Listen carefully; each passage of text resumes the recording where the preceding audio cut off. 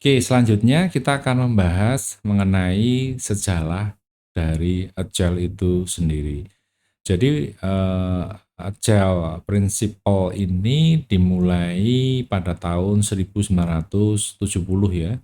Ada seseorang namanya Dr. Winston Royce gitu ya, dia mempresentasikan makalah dengan judul, mengelola pengembangan perangkat lunak sistem besar gitu ya, yang mengkritik pembangunan, sistem yang secara berurutan atau sekuensial gitu ya. Dalam hal ini contohnya adalah misalnya waterfall gitu ya. Dia buat paper, dipresentasikan, eee, judulnya adalah bagaimana mengelola pengembangan perangkat lunak yang besar. Ternyata ada beberapa kelemahan pengembangan perangkat lunak yang sekuensial atau berurutan gitu ya. Kemudian pada tahun 2001 konsep Agile Software Development itu dicetuskan oleh Ken Beck dan 16 orang rekannya gitu ya, dengan menyatakan bahwa Agile Software Development itu adalah cara membangun software dengan melakukannya dan membantu orang lain membangunnya sekaligus gitu ya.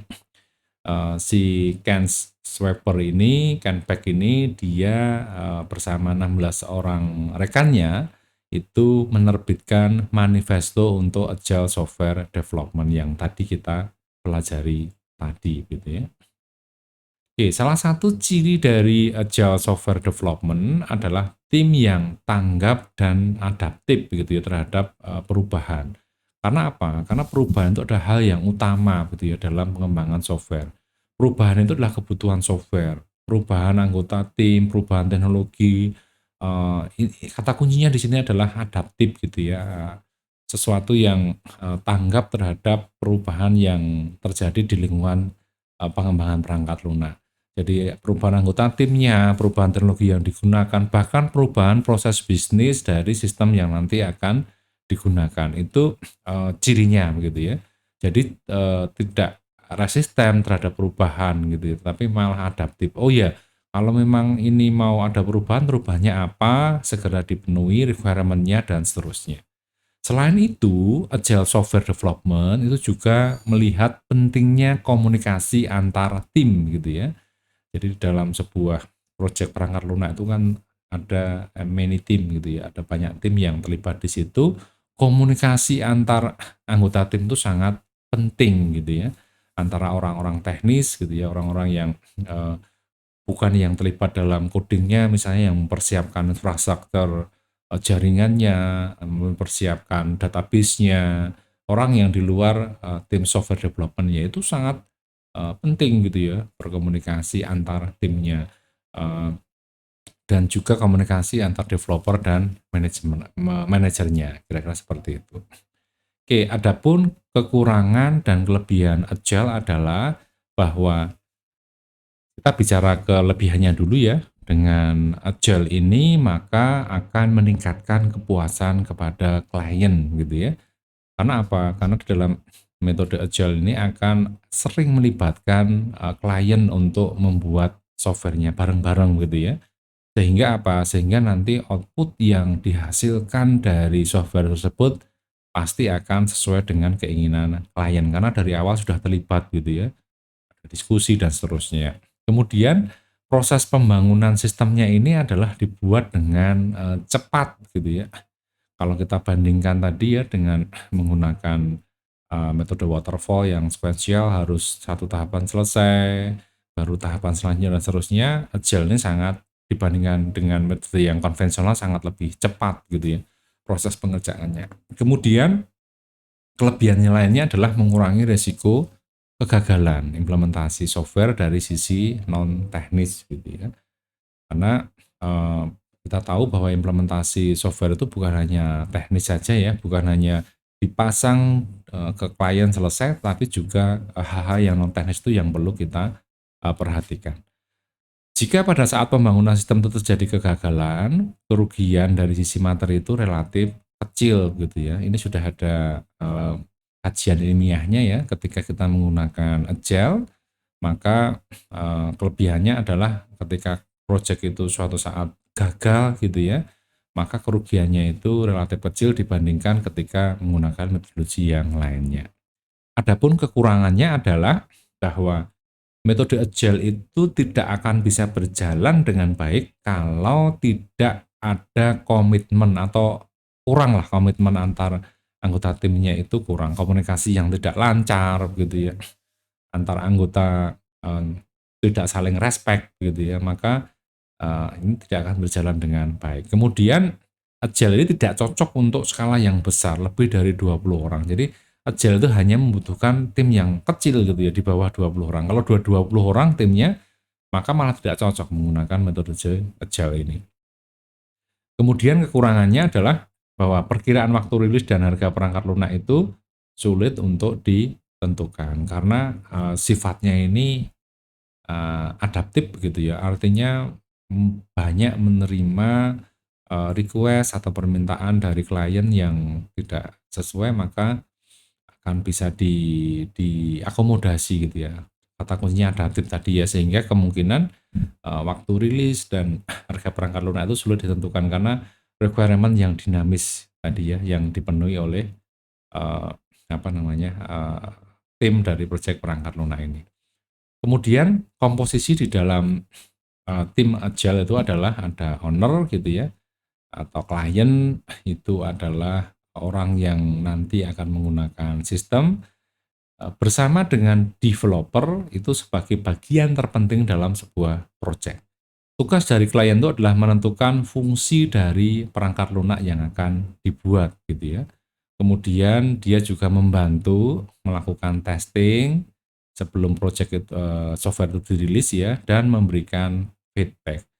Jadi owner atau klien itu adalah merupakan bagian dari tim agile-nya itu sendiri, kira-kira seperti itu. Kemudian ada manajer. Manajer itu adalah bisa disebut dengan project manager ya. Tugasnya itu adalah mengorganize, mengkolaborasi developer dengan klien gitu ya. Jadi menjembatani komunikasi antara klien dengan tim pengembang dan tentunya akan membuat dan mengevaluasi target pengerjaan perangkat lunak.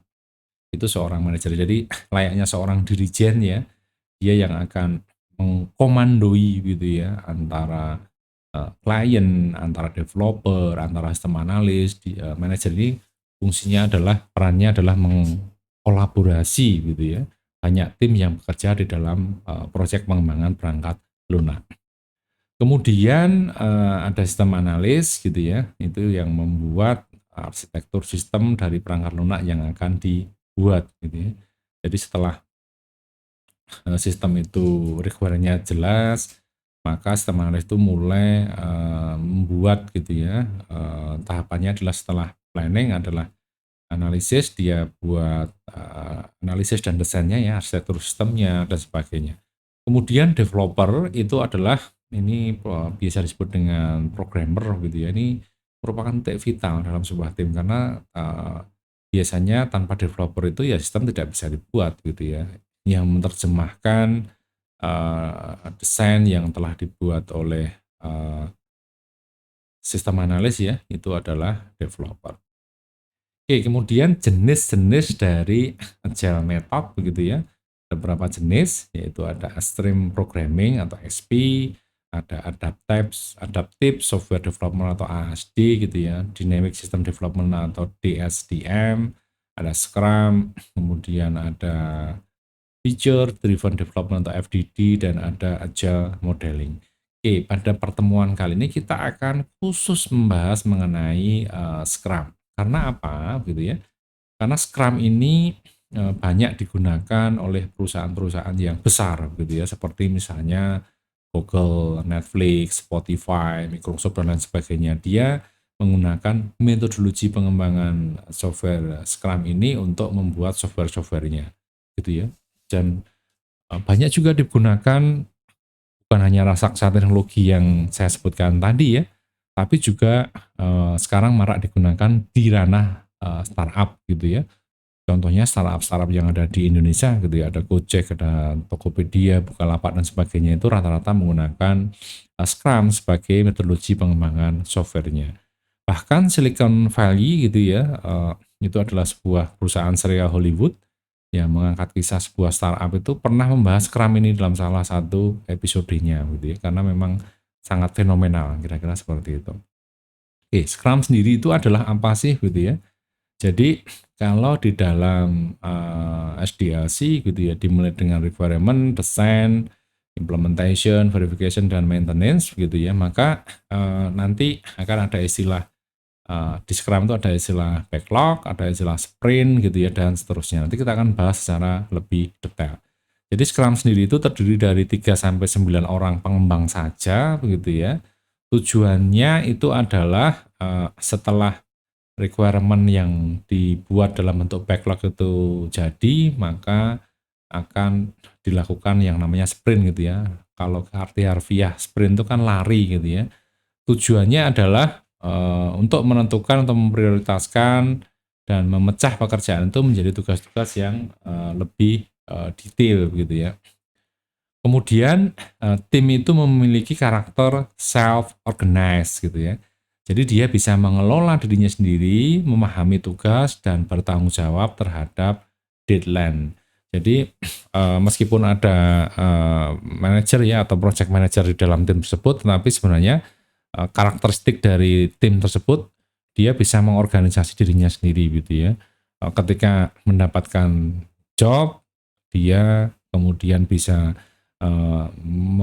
istilahnya memastikan time schedulingnya atau waktu yang nanti dikerjakan berapa lama, deadline-nya kapan, dia bertanggung jawab di situ.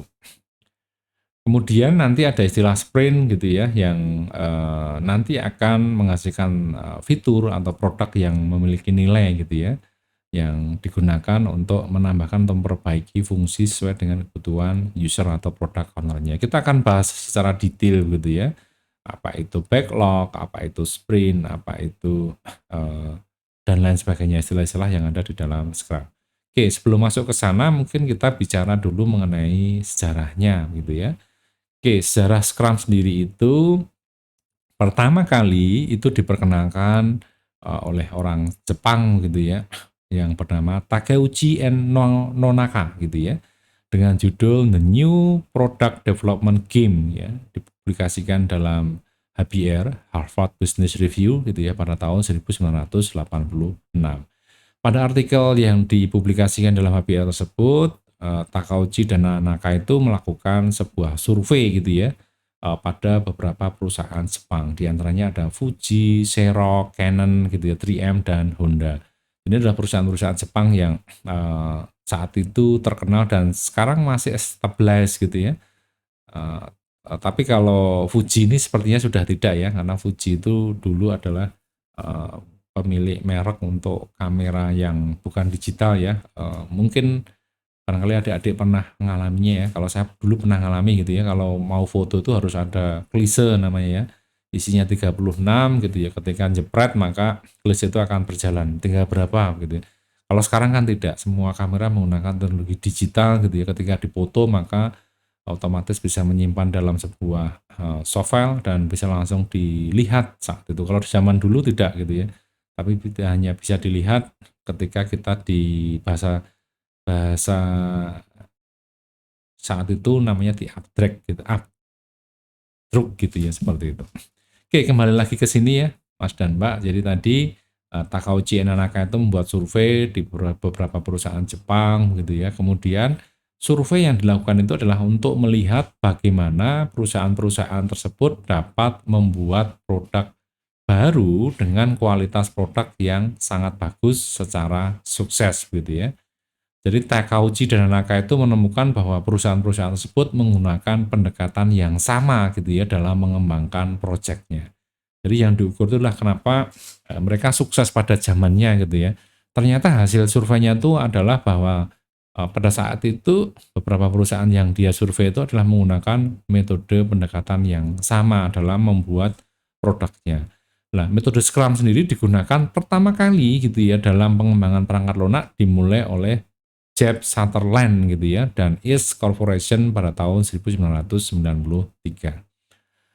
Sedangkan metode Scrum sendiri pertama kali itu diformulasikan dan dipresentasikan pada Object Management Group pada tahun 1995 dengan judul paper Scrum Development Process.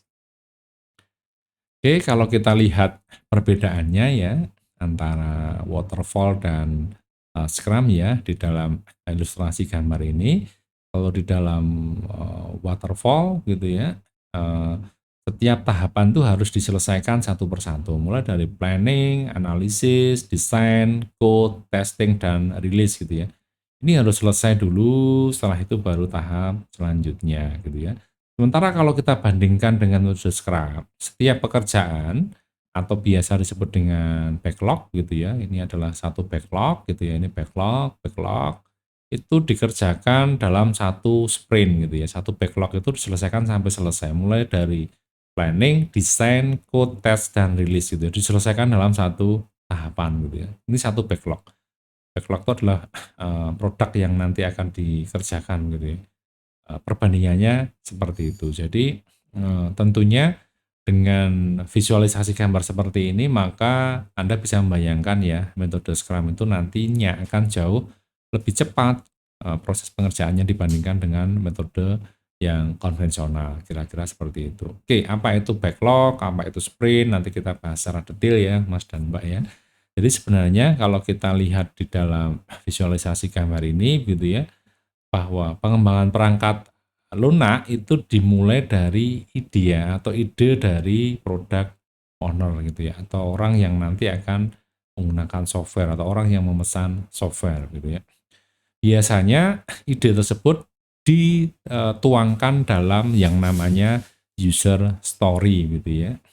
Misalnya contohnya si apa namanya, product owner itu akan membuat sebuah sistem untuk point of sale gitu ya, atau kasir, maka dia akan membuat user story sebagai seorang kasir gitu ya, saya bisa melakukan transaksi penjualan barang yang ada di toko saya gitu ya. Sebagai seorang pemilik toko, saya bisa menginput barang masuk dan barang keluar yang ada di toko saya dan seterusnya gitu ya. Itu disebut dengan user story gitu ya.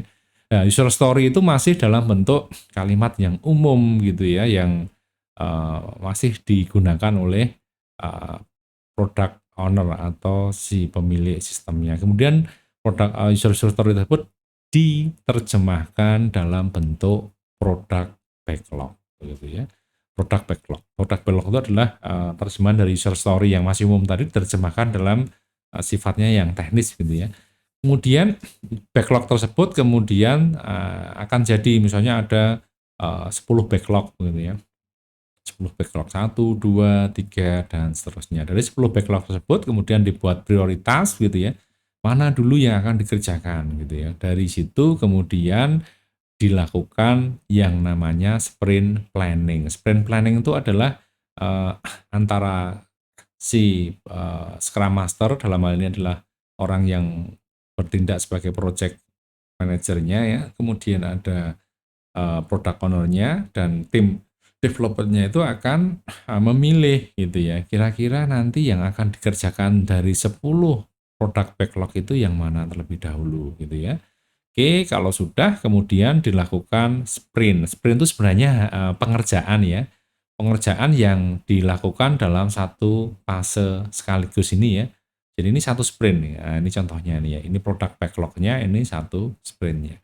Oke, kembali ke sini. Kemudian dalam proses sprint itu juga ada istilah namanya daily meeting gitu ya. Jadi pertemuan harian gitu ya. Nanti kita akan bahas detail ya di slide selanjutnya. Kemudian ada juga istilah sprint review. Jadi ini daily scrum meeting, dia membahas progres-progres yang sudah dikerjakan gitu ya dalam setiap hari. Itu biasanya cepat gitu ya. 10 sampai 15 menit dievaluasi begitu ya. Kemudian setelah sprintnya itu selesai, maka akan ada yang namanya sprint review gitu ya. Kemudian ada juga istilah sprint retrospective gitu ya. Jika nanti ya, maka akan terbentuk menjadi produk, jika belum maka dia akan dilakukan sprint retrospective, apa sih yang kurang, kemudian dia akan sprint planning lagi, sprint lagi dan seterusnya. Ini akan berulang ya, Mas dan Mbak, kira-kira seperti itu. Oke, kalau kita terjemahkan dalam bentuk, sistem ya, ini biasanya menggunakan Trello ini ya yang pada minggu kemarin sudah dipelajari ya, digunakan praktikum ya. Jadi nanti di praktikum selanjutnya nanti silahkan Mas dan Mbak menggunakan Trello itu untuk manage project atau tugas besar dalam kelompok Anda. Oke, jadi seperti ini contohnya ya.